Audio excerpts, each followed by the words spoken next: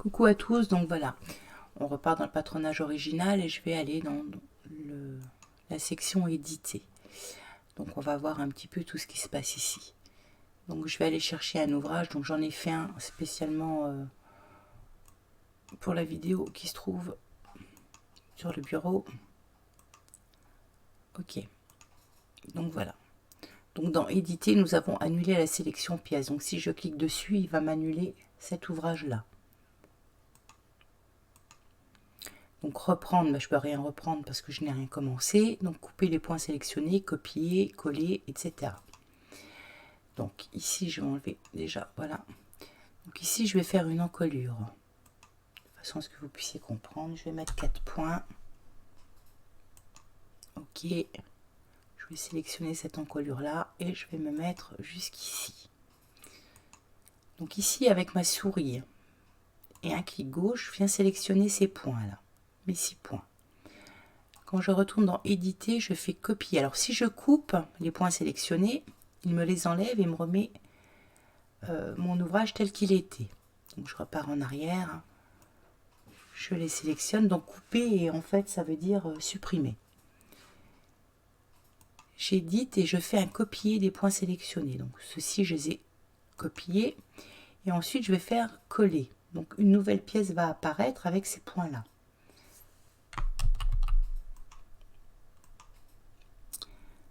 Donc voici ici en fait la partie de mon encolure. Donc les points que j'ai sélectionnés, que j'ai copiés, que j'ai collés. Donc ici on a l'encolure fermée puisque d'un point à l'autre c'est relié par un trait. On peut faire ça également ici. Alors si je viens à sélectionner ces 4 points là, que je fais éditer, copier les points sélectionnés, coller les points en tant que nouvelle pièce, je vais avoir une bande qui va pas être très large en fait, puisque j'aurai que 2 points l'un au-dessus de l'autre. Donc voilà, j'ai cette bande qui est ici, donc qui se trouve ici entre les 2 points. Voilà, donc j'ai fait un copier-coller de cette partie là. On peut dissocier aussi. Donc si je veux par exemple couper ma manche en deux, de la même façon ici, on peut également le faire par le biais de séparer. Mais ça, on le verra quand on sera dans pièces. Donc en fait, on retrouve toujours les mêmes infos, entre guillemets. Il y a différentes façons de séparer une pièce. Je repars sur celle-ci. Je viens la sélectionner de nouveau. Je viens faire un éditer, copier point sélectionné, éditer, donc les coller. En fait, je reproduis tout simplement cette pièce. Ok, donc elle se superpose. Donc voilà. Quand je me suis servi de ça pour la première fois, je me suis dit tiens, en m'amusant un petit peu comme ça peut être utile en fait, et bien pour positionner des poches, pardon. Donc cette pièce là, par exemple, cette petite encolure, je vais la modifier. Si je la fais tourner à 180 degrés, je la retrouve ici, donc l'endroit à laquelle je voudrais la positionner. Donc pour faire une poche, donc je pense qu'on dit poche kangourou, je sais pas trop. Donc voilà, ça pourrait représenter donc une poche. Alors je peux pas la mettre dans mon ouvrage comme ça, puisque ici ce serait compliqué. DAC n'est pas en mesure de l'intégrer comme ça, enfin d'intégrer une poche comme ça superposée. En tout cas, je ne l'ai pas vu, peut-être que c'est possible, mais je le sais encore pas. Je fais la même chose pour cette pièce-là. J'édite et je colle les points en tant que nouvelle pièce.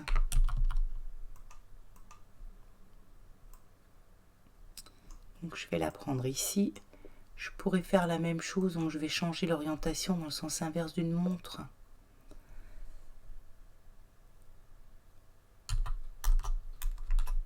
À 90 degrés. Donc voilà. Et puis la même chose de l'autre côté, où je la change dans le sens inverse d'une montre à 90 degrés. Et non, c'est pas dans le bon sens. Dans le sens d'une montre à 180. Voilà.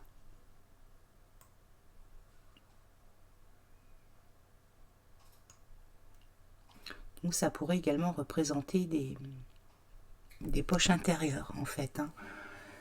Mais pour avoir un aperçu comme ça visuellement, enfin, ça peut donner des idées, le fait de découper des pièces. Donc on peut avoir de l'inspiration. On a également donc copier la zone de dessin dans le presse-papier. Donc ça on l'a vu dans la première, hein, avec Microsoft ou le bloc-notes. On a également construire une pente et l'ajustement sur mesure. Donc pour construire une pente, je vais repartir sur un nouveau. Donc je n'enregistre pas. Ok. Donc je vais partir sur un carré tout simple.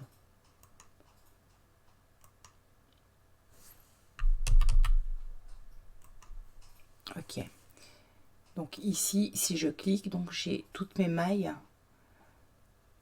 qui apparaissent. Donc pour éditer une pente, en fait, donc voilà. J'ai 40 mailles de large. Si je veux faire des augmentations, donc j'augmente, donc ça veut dire je monte.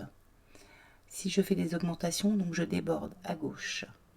Donc quand on le fait en montant, on monte et on va vers l'extérieur. Par contre, quand on le fait vers le haut, c'est inversé. Donc ici, je suis au rang numéro 0. Il est en vert. Je veux continuer à monter en augmentant, on va laisser 5 mailles et tricoter 5 rangs. Je veux que ce soit répété qu'une seule fois. Et je vais l'appliquer, donc je vais avoir une augmentation de 5 mailles sur 5 rangs. Si je veux une augmentation, donc ici je suis au rang numéro 5. Si je veux une augmentation de 5 mailles sur un seul rang, je mets ici tricoter un seul rang. Nombre de répétitions, si je veux que ce soit qu'une seule fois, je mets qu'une seule fois. Si je veux faire une augmentation tous les rangs de 5 mailles, à ce moment-là, je mets autant de fois qu'il y a de rangs. Je l'applique. Donc si par exemple, je me mets ici, je repars dans éditeur, construire pente, donc ici je suis au rang numéro 69.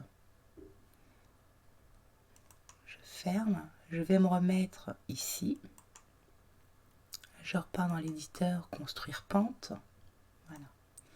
Donc ici j'ai fait augmenter, continuer à monter. Si je veux augmenter, enfin monter mais diminuer, donc à ce moment-là, je fais continuer à monter ainsi, mais tout en diminuant en fait. Donc de 5 mailles, je peux le faire tous les 2 rangs. Et je peux le faire également 2 fois. Donc les répétitions, c'est selon ce que vous voulez faire. Donc j'applique. Donc il m'a diminué pardon, de 5 mailles. Il m'a tricoté un rang. On le voit ici. Hein. Il m'a tricoté 2 rangs normalement. Et donc il se retrouve ici au rang numéro 10. Si je veux de nouveau continuer à monter en faisant des augmentations de 5 mailles, tricoter 2 rangs, et je voudrais qu'il me le fasse 10 fois, j'applique, donc voilà. Il m'a fait ici 10 augmentations de 5 mailles tous les 2 rangs. Donc on les compte ici, hein, 5, 10, 15, 20, 25, 30, 35, 40, 45, 50 augmentations en fait, par rapport à notre diminution que nous avions ici. Donc voilà comment ça fonctionne pour faire une pente. Alors quand on fait un ouvrage, par exemple si c'était le devant d'un pantalon, une partie, donc ici la partie de la taille, et bien partir de plus bas ici, donc réduire votre rectangle et faire vos augmentations comme ça, jusqu'à arriver à votre taille pour avoir quelque chose de proportionné en fait. Donc voilà pour ce qui est de construire une pente. Donc on fait la même chose hein, en diminuant. Donc si j'avais été, donc il faut que je ferme pour me mettre sur la dernière, j'ai dit construire une pente. Donc je veux continuer à monter ainsi. Si je mets ici continuer à monter ainsi, il ne va rien se passer parce que je n'ai plus de rang. Donc si je veux continuer l'ouvrage, il faut que je sorte du tableau de la construction de pente, que j'aille chercher mon signe plus ici, enfin en dessous du plus ici, et augmenter, donc cliquer jusqu'à ce qu'il y ait le nombre de rangs désiré. Par contre, si je veux descendre, ça je peux le faire. Donc je peux continuer à descendre donc en augmentant. Si je fais de 5 mailles, je vais mettre 2 fois en tricotant 2 rangs de façon à ce que vous puissiez le voir. Donc ici je continue à descendre donc en augmentant. Mais en fait c'est inversé puisque je m'y prends par le haut. Donc les augmentations deviennent des diminutions et les diminutions deviennent des augmentations, puisque c'est à l'inverse. Donc voilà pour ce qui est de la pente. Je ferme. On a ensuite l'ajustement sur mesure. Donc je vais le fermer. Je vais repartir dans Fichier nouveau. Je ne vais pas enregistrer celui-ci. Je vais chercher un modèle, celui que j'ai fait spécialement pour l'occasion. Donc voilà ici. Si je lui demande l'ajustement sur mesure, donc j'ai aucun point de sélectionner. Donc celui-ci, par exemple. Je clique dessus et j'ai le tableau qui s'ouvre. Donc ici, on a 0 maille, 0 rang, puisque c'est le point sélectionné. Donc libre, ça veut dire que je peux prendre mon point ici et l'emmener là où je veux.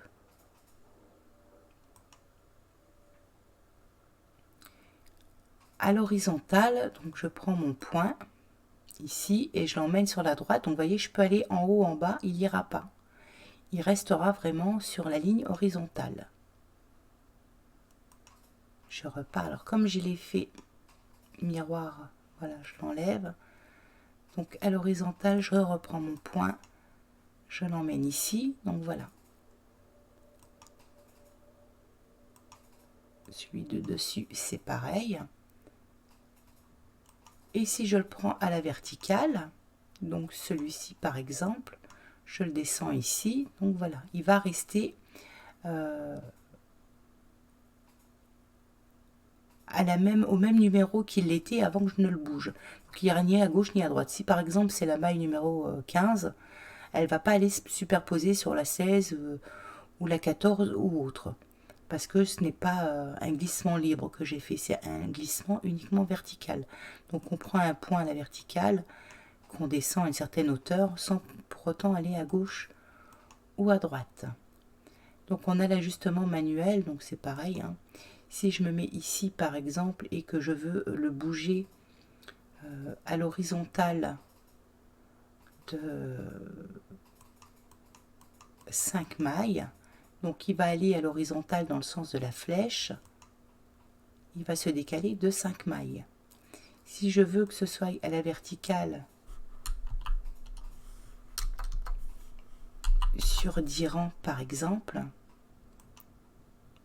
il va monter, il ne va pas descendre puisque là ici je n'ai pas coché le vertical. Je repars en arrière, je me mets sur le vertical ici et que je mets 10, que je l'applique, il va continuer à monter. Effectivement, autant pour moi, c'est parce qu'il faut que je mette, le moins 10. Et à ce moment-là, voilà, on a la flèche ici. Aucun point sélectionné, bien évidemment. Voilà. Donc je me mets ici à la verticale et je veux qu'il descende de 10 rangs. Donc je mets le moins et je rajoute le 10. Donc on a la petite flèche ici qui nous montre le sens dans lequel ça va aller. Et là, ça va descendre de 10. Donc on a le libre. On se met où on veut. On a à l'horizontale. Donc je reprends mon point et je me mets à l'horizontale. Donc il ne va ni descendre ni monter. Et j'ai à la verticale. Il va descendre ou monter sans aller à gauche ou à droite. On peut le faire manuellement comme ça à la volée. Ou alors se servir ici de l'ajustement manuel, mais qui est beaucoup plus exact. Donc ici, de nombre de rangs, donc je vais mettre moins, décidément, moins 15 par exemple. Je vais sélectionner mon point à la verticale, pardon, moins 15. Oh, décidément, 15, voilà. Je l'applique, donc il va descendre de 15 rangs. Donc ça, c'est l'ajustement sur mesure. C'est un super outil, ça, par contre. Je le ferme. Donc voilà pour ce qui est dans la section éditer, donc l'ajustement sur mesure, la construction d'une pente, donc le copier dans la zone de dessin dans le presse-papier. Copier les points, les couper, donc les couper, si je sélectionne et que je les coupe, ils vont disparaître. Copier, c'est supprimer. Et annuler, donc le déplacement des points. Donc voilà pour ce qui est de la partie points, copier, coller et la pente. Et l'ajustement sur mesure également. Si toutefois il y a des lacunes, il y a un groupe Facebook qui existe sur lequel vous pouvez poser vos questions et il y aura toujours quelqu'un, je pense et je l'espère, pour vous répondre. Et je continuerai ensuite la vidéo donc dans le sens où les sections se présentent jusqu'à tout voir en fait. Donc voilà, bonne continuation à tous et à toutes et bon tricot.